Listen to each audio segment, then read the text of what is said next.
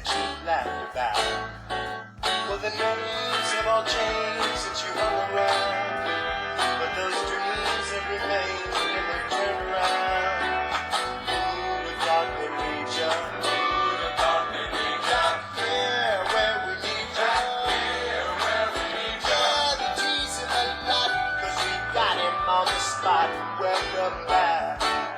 Welcome back, welcome back, welcome back. Welcome back, welcome back, welcome back.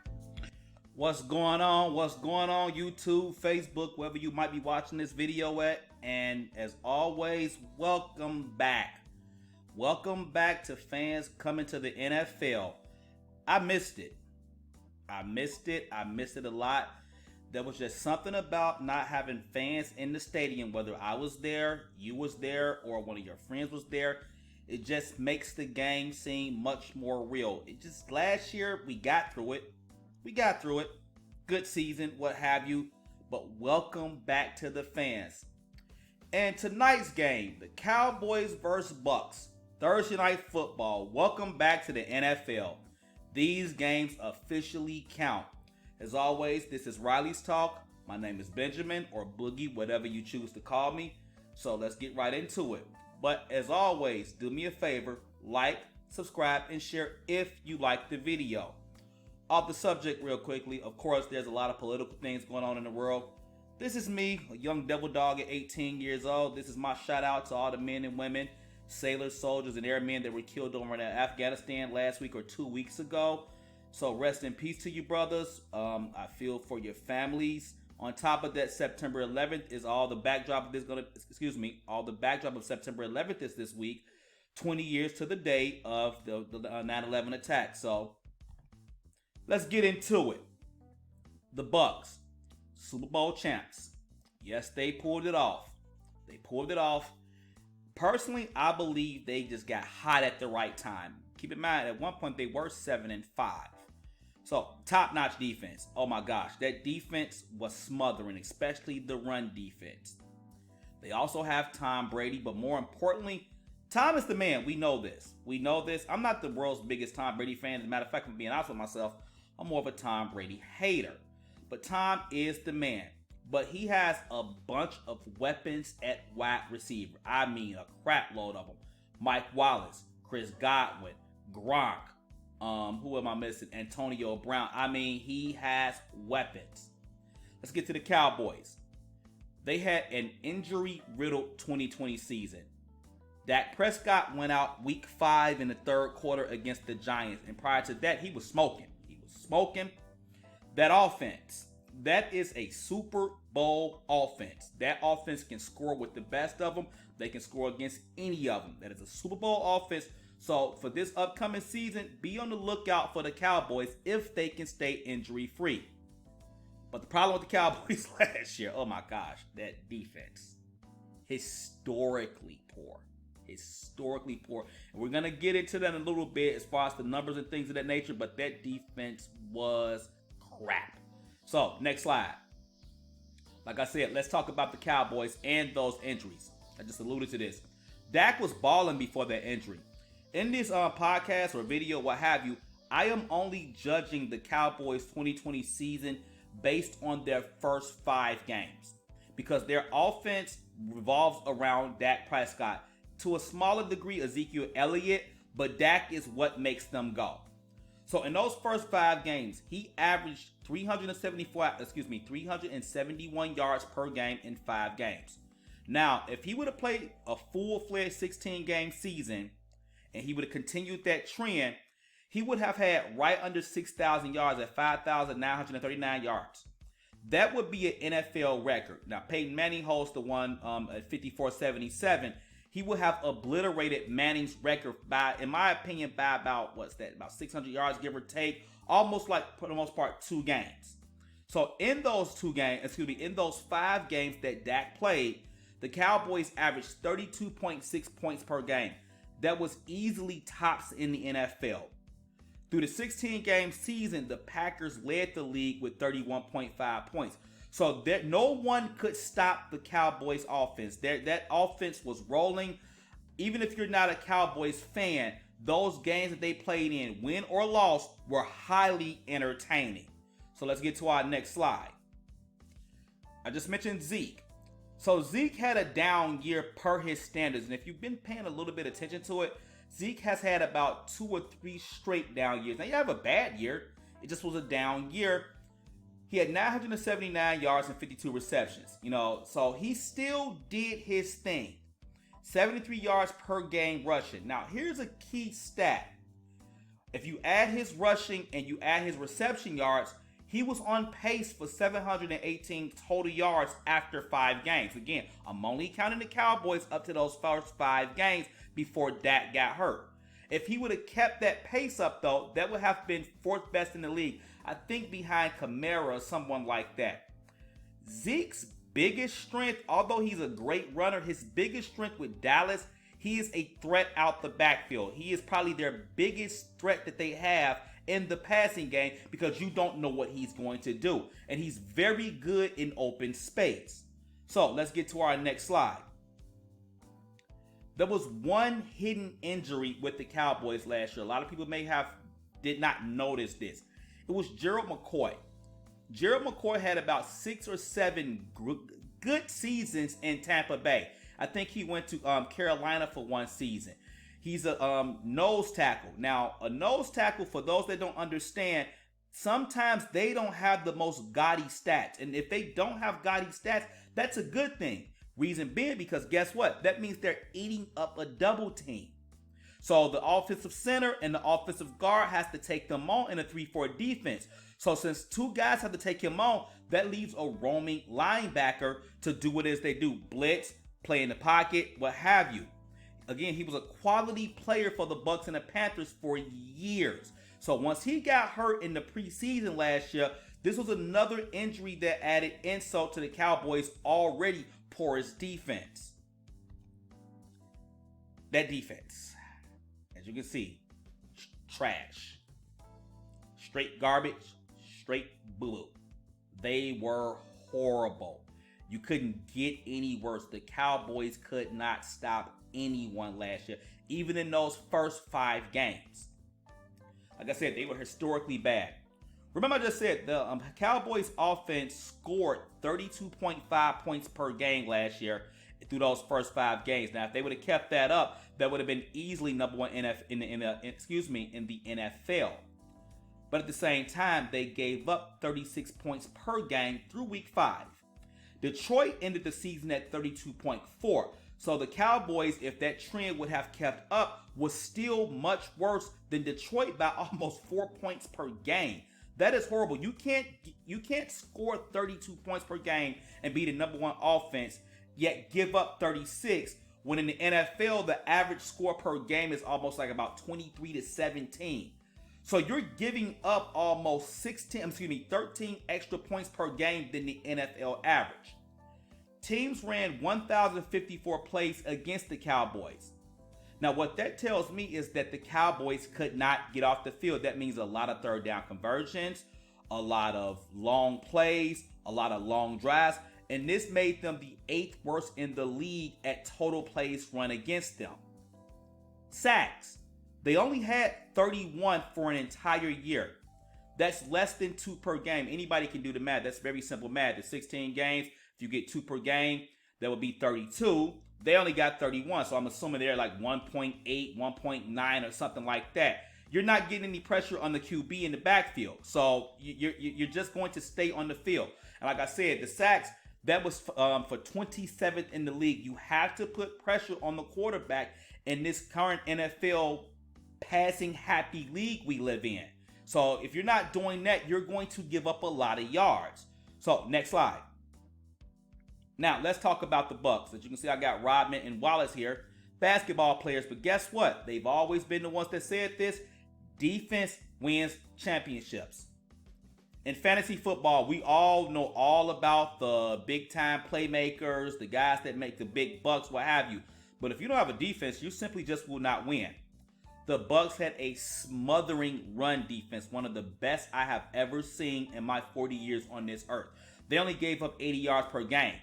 Now, if one runner is getting 80 yards per game, that's not a bad game. But this was a team effort, so that means your quarterback, your fullback, your other alternate back, they're only giving up 80 yards per game on the ground. They held the high-powered Chiefs with Tyreek Hill, Travis Kelce, everybody that comes with the Chiefs to 9 points on the world's biggest stage, the Super Bowl. And again, if you cannot run, people fail to realize as much as this is a passing league nowadays, in order to pass, you still need to be able to run because it keeps the defense honest. So if you're dropping back every single time, they're just going to prevent you, cover 2 you, cover 3 you, whatever defense they choose to run. But guess what? If you're not running it, you're done. You're done. And so the Bucs, they completely shut down your entire running game. And that's one of the reasons why they are the Super Bowl champions. And on top of that, they allowed 22.6 per game last year in 2020, which was third best in the league. The Bucs. Weapons. Now, don't get me wrong. I personally believe that's the reason why they won the Super Bowl is because of their defense. But those weapons they have out there, keep in mind, 2 years ago, Jameis Winston was their quarterback. He threw for what I think about 5,300 yards. The only reason why he's still not there is because of the interceptions. So they brung in a guy like Tom Brady who doesn't throw as many interceptions. Those same weapons are still there. Godwin, Miller, Evans, even an aging Gronk, Antonio Brown. And Leonard Fournette does just enough out the backfield. He's a bruiser between the tackles. He catches when he needs to. So these boys have weapons. In my opinion, their offense does not get enough credit. Everybody talks about Tom Brady. It was not Brady. They was doing this before Tom Brady even got there. The only problem was, again, Jameis Winston and those interceptions. So the Bucs have weapons, and in my opinion, they can match the Cowboys' offense. Like I just said, Mike Evans, 13 TDs in 13 games. He missed 3 games last year. I mean, you take that.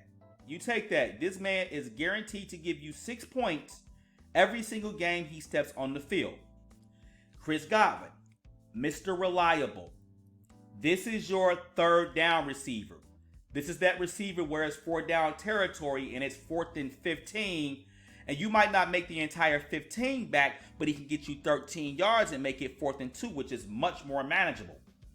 Scooty Miller, white boy. Most people don't know this, but the second fastest player in the NFL, right behind Tyreek Hill.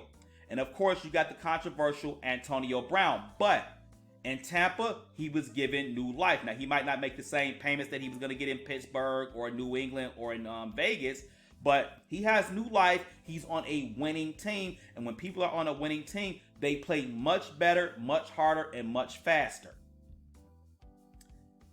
And you have this guy, Tom Brady. Again, I'm a Tom Brady hater, but I also have to give the man his props.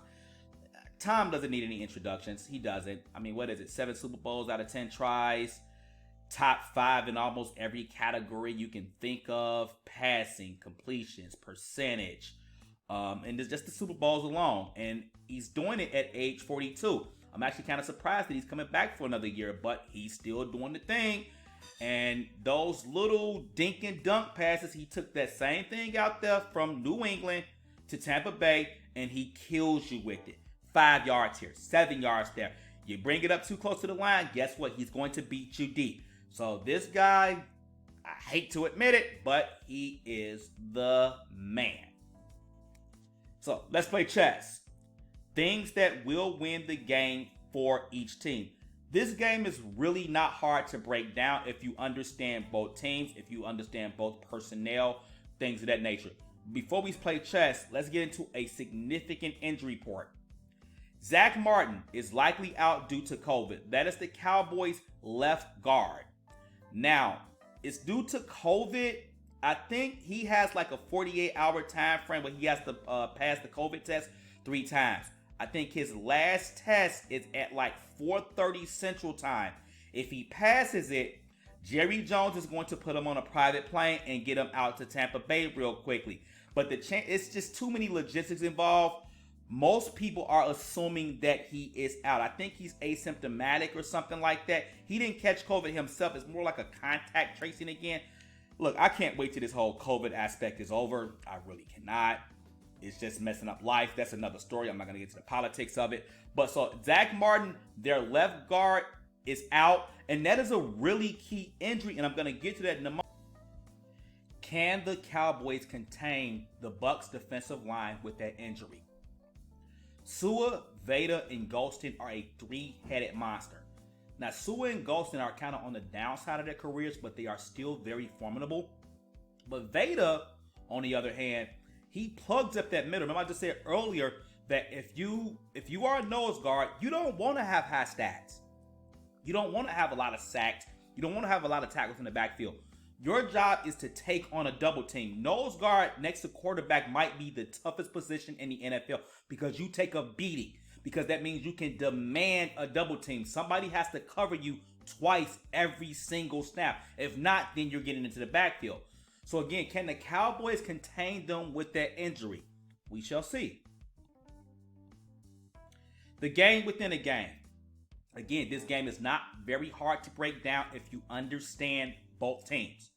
Can the Cowboys slow down the Bucs offense just long enough to hold on to the lead? The Cowboys are going to score. The Bucs are going to score. The question is, the Bucs tend to always find a game changer on defense. The Cowboys, if they play anything like they played last year, they're going to have a problem on defense. Compare and contrast. So again, Tampa Bay, their offense was not bad at all last year. Now, let's go to the Cowboys real quickly. As you can see, they scored 32.6 points per game on offense, but Tampa wasn't very far behind. Keep in mind, this is the Super Bowl championship team. They were 30.8 points per game on offense, so they will keep it close, or have the lead. Tampa, again, they got hot at one point. They got real hot. They were 7-5 at one point, but towards the end of the season, they just went on a long winning streak, and no one could stop them. Not Green Bay, not New Orleans, no one. Injuries for the Cowboys in week 5, especially when Dak went down, killed their season. Their season was over with. They was already 1-3. It's not like they had the greatest season going anyway, but that just killed their season. That killed their momentum, what have you, once he went down. Next slide. Let's get to some gambling here real quickly. I get my point spreads and things of that nature off of FanDuel this year. Last year I used Rivers, but this year I'm using FanDuel. So everybody might be using different ones. So the line for this game is the Cowboys at plus 9.5 and the Bucs at negative 9.5. That means the Cowboys are favored to lose this game by, let's just say, 10 points. If they lose by 9 and you bet for the Cowboys, then that means you lose your money. So they pretty much need to lose by 10 or more. The Bucs are expected to win this game by 9.5 points. Usually the lines always are reverse of each other. The money line is where it changes at. The money line at the end of the day for the Cowboys is at plus 360. So if you put $100 on the Cowboys and they win tonight's game straight up, you win your $100 back and you win another $360. For the Bucs, it is different. So you need to put up $460 just to win $100 back. In my opinion, generally speaking, this line is wide. I mean, the NFL does normally not have lines this wide. This line is extremely wide, regardless of who you think or root for. I think, me personally, I would take the Cowboys at 9.5 or plus 9.5 to, not to cover the spread, what have you. So that line is extremely wide to me, even with the Cowboys' porous defense. The over-under, 52.5. Me personally, I'm taking the over. This is going to be a shootout. This is going to be a hell of a shootout. It is a great first game of the season. So 52.5. Take that one. Each team will probably score over 30 points, in my opinion. My final analysis. Expect a shootout. I just stated that. Both teams will click on offense. In my opinion, Dallas has a chip on their shoulder. And they're going to be game. They are going to be game for the night. They're going to do everything they can on offense. The question is, can that defense step up just a little bit? Tampa, stats-wise, can hold their own against the Dallas offense. So it's just not all about their defense. They can score 30 points a game on their own. Tampa will make a late stand in the game, and they will pull away. Final score, Tampa Bay 31. Dallas Cowboys, final score, Tampa Bay, Final score, 34-31, Tampa Bay Buccaneers. This is a kind of a misleading score. This is one of those ones where I have in the fourth quarter, Tampa Bay up 31-21. Dallas makes that last push a little bit, might pull in even a little bit, but Tampa will hold them off. So, as always, do me a favor, hit the like, subscribe, and share button. And as usual, thank you for watching Riley's Talk. Hopefully see you in the next video.